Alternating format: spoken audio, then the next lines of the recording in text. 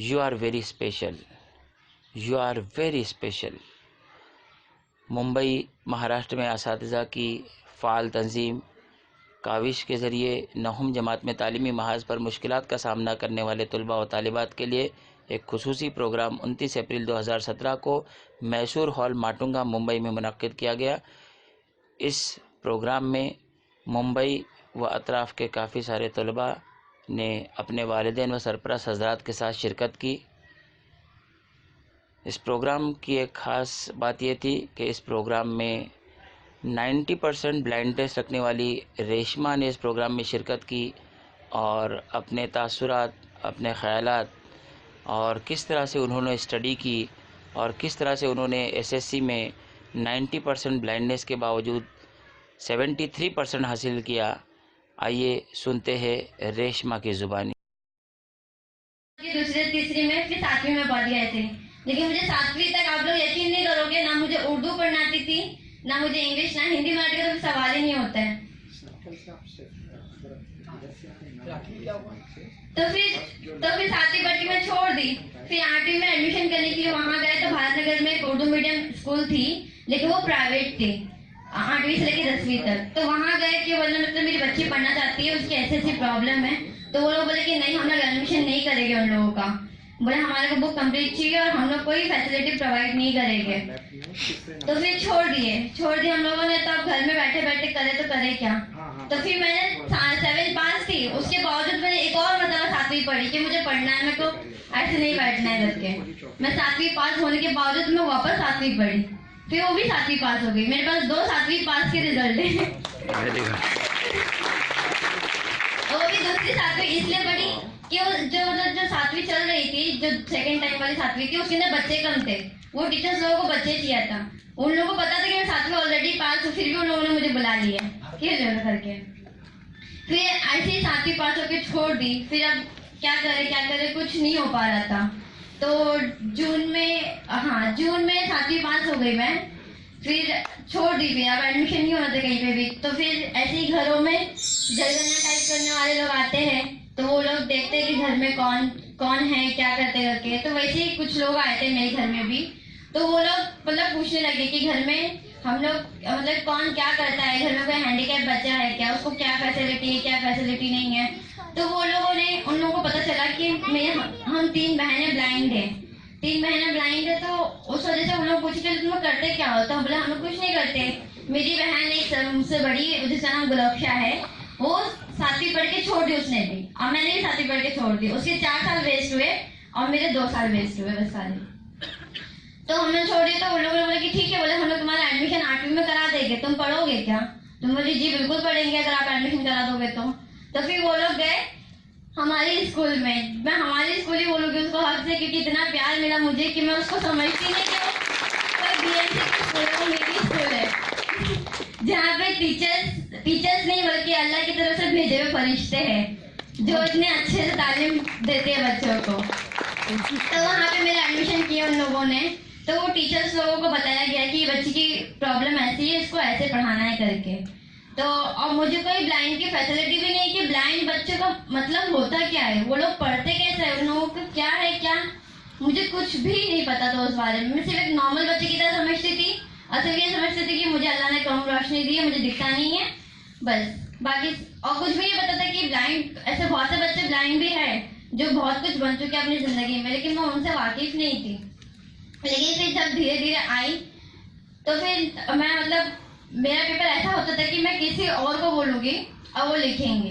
लेकिन ये 7वीं तक ऐसा था कि मैं खुद ही लिखती थी, कुछ भी लिखती थी लेकिन मैं खुद ही लिखती थी। लेकिन फिर वो जो ब्लाइंड की तरफ से एक टीचर मिली मुझे जो ब्लाइंड के बारे में काम करते थे, तो वो टीचर्स ने मतलब ये टीचर्स को बताए कि बच्ची को इस तरीके से पढ़ाना करके। तो फिर बोले ठीक है।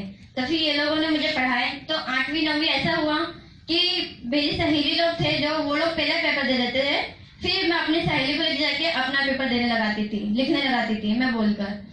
फिर 10वीं में गए तो 10वीं में क्या करना है करके, तो 10वीं में फिर ये हुआ कि बोले कि अब 10वीं का रूल है बोर्ड की तरफ से कि 10वीं की बच्ची 10वीं का पेपर नहीं दे सकती, उसके लिए 9वीं का स्टूडेंट चाहिए। और फिर बोले तो मैथ्स का जो था वो 7 का मैथ्स था, तो उसके लिए 6 स्टैंडर्ड की लड़की चाहिए था। मैं एकदम हैरान और परेशान। और जो ब्लाइंड टीचर थी ना, उसने मेरी जिंदगी में सवेरा तो लाई थी, लेकिन वो क्या बोलते हैं उसको, थोड़ी सी कमी रह गई थी, जिससे मतलब सूरज बाहर ही नहीं निकल पाया था। बहुत अच्छा, बहुत अच्छा। तो मतलब मेन बात क्या थी कि उन्होंने मुझे 10वीं तक तो पहुंचा दिया, लेकिन उन्होंने ये नहीं बताया कि उन्होंने मेरे टीचर्स लोग को ये बोले कि बच्ची को ना मैथ्स और साइंस नहीं पढ़ाना, बोले ये बच्ची को मैथ्स और साइंस का पेपर नहीं रहेगा। तो मैं एकदम खुश हो गई, चलो 2 सब्जेक्ट कम हो गया, अब मुझे पढ़ना है तो मतलब थोड़ा आसानी होगी। तो फिर मैं करूँ तो करूँ क्या। तो अच्छे दिन चल ही रहे थे, तो फिर बुरे दिन की शुरुआत हो गई 10वीं में कि ये पता चला कि बोर्ड ने मेरा फॉर्म एक्सेप्ट नहीं कर रहे। बोले ये बच्ची के जो मतलब बोर्ड वाले लोगों ने मेरा फॉर्म जो था बोर्ड का रिटर्न भेजा है, बोले कि ना जो सब सब्जेक्ट है ना DMS के अंदर वो भरना है। तो बोले इसमें ना लेकिन मैथ्स और साइंस बच्ची पेपर नहीं देना उसको।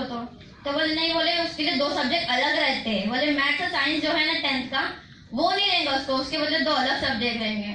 मेरी लग गई लॉटरी। अब करूँ क्या मैं। तो फिर टीचर्स आए, एकदम प्यार से बताए।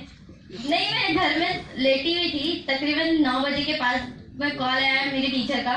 बोले रेशमा, बोले बेटा उन लोगों ने तेरा बोर्ड का पेपर एक्सेप्ट नहीं किया, बोले रिटर्न भेज दिए। बोले क्यों टीचर। तो बोले वो जो 2 सब्जेक्ट है ना, बोले मैथ्स और साइंस का, बोले तुझे देना पड़ेगा। मुझे अल्लाह ने टीचर ने कैसे दूं। मुझे तो प्लस, और ये बात सच है कि मुझे प्लस माइनस तक का नहीं आता, तो मैं 10वीं में पहुंच गई थी। मुझे तो प्लस और माइनस मैं कर लेती हूँ, मतलब वो जो सॉल्व करके करते हैं ना वैसा मुझे सॉल्व करने नहीं आता है, बस दिमाग से कर लेती हूँ, कितना माइनस करना है कितना प्लस करना है वो कर लेती हूँ मैं।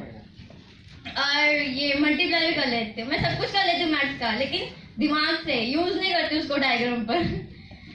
तो फिर उन्होंने करे तो करे क्या। तो फिर मालूम पड़ा कि मुलुंड में क्लासेस रहती है हर ट्यूसडे को, वहाँ पर ब्लाइंड बच्चों को मैथ्स और मैथ्स सिखाते हैं। और ना जो ज्योमेट्री का पेपर था ना, ज्योमेट्री के बदले मुझे ब्यूटिशियन का पेपर था, तो वहाँ पे ब्यूटिशियन की क्लास जाती थी मैं हर ट्यूसडे।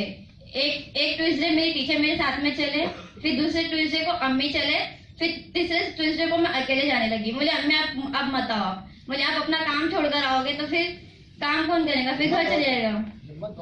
तो फिर मैं बैंडा से खुद अकेले जाती थी मुलुंड, और मैं मुलुंड की क्लास अटेंड करती थी, फिर मैं वहां से खुद अकेले आती थी बैंडा घर तक। तो वो वहां पे हुई, तो फिर माशाल्लाह मैं मतलब इतनी शुक्रगुजार हूँ कि मुझे मतलब ब्यूटिशियन की क्लास से कुछ तो सीखी नहीं, मैं सिर्फ एक भूत चढ़ गया मुझे अंदर हेयर स्टाइल का। मुझे हेयर स्टाइल का तो मतलब भूत सवार हो गया मेरे ऊपर कि आज दिन ना मैं अपने ही सर में खुद से अलग अलग हेयर स्टाइल बनाती हूँ, और ऐसे बनाती हूँ कि सब यकीन नहीं कर पाते कि रेशमा खुद ही बनाई है।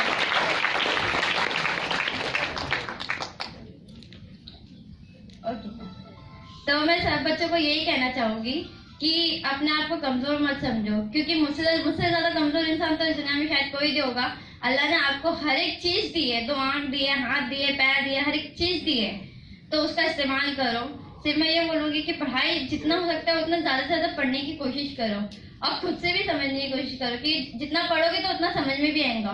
और आंसर रट्टा नहीं मानने का, उसको समझने का कि आंसर है क्या करके, उसको सिर्फ समझने का। क्योंकि मैंने ना अभी तक सच बोलो तो मैं एक आंसर याद नहीं की एकदम बराबर, मैं खुद से समझती हूँ। सिर्फ जो टीचर समझाते हैं ना उसको याद करती हूँ बस खाली, और जब पेपर आता था जो टीचर ने समझाया ना बस खाली वो लिखती हूँ कि हाँ टीचर ने ये बताए थे, इस बारे में ये बताए थे, इसको ऐसा लिखना है। मैं राइटर को समझा देती हूँ कि ये आंसर के अंदर देखो ऐसा ऐसा है, तो बोलती मैं नहीं, मेरे को नहीं समझ में आता, बोले तुम लाइन से बोलो मैं तब लिखूंगी। मैं चलो ठीक है। तो फिर ऐसा हुआ, तो फिर मैंने 10th में 72.63 लेकर आई, और अभी फिर पास हो गई। तो 11वीं में थोड़ी प्रॉब्लम आ गई कि इंग्लिश मीडियम से सब कुछ आ गया, तो इंग्लिश तो इतनी अच्छी थी नहीं, फिर भी माशाल्लाह मैंने कोशिश बहुत की। चेतना कॉलेज, तो मैं चेतना कॉलेज में पढ़ती थी, तो वहाँ पे प्रॉब्लम एक थी कि 3 लैंग्वेज वाले पेपर थे उसके अंदर, हिंदी, मराठी और इंग्लिश। तो फिर बहुत प्रॉब्लम आई मुझे इकोनॉमिक्स में, कॉर्पोरेशन में, सोशियोलॉजी में। ठीक है, वो लोग तो सोशियोलॉजी की मैम तो थी कि जो हिंदी में एक्सप्लेन कर लेते थे, और इकोनॉमिक्स की मैम थी कि वो क्या पढ़ाते थे मुझे समझ में भी नहीं आता था।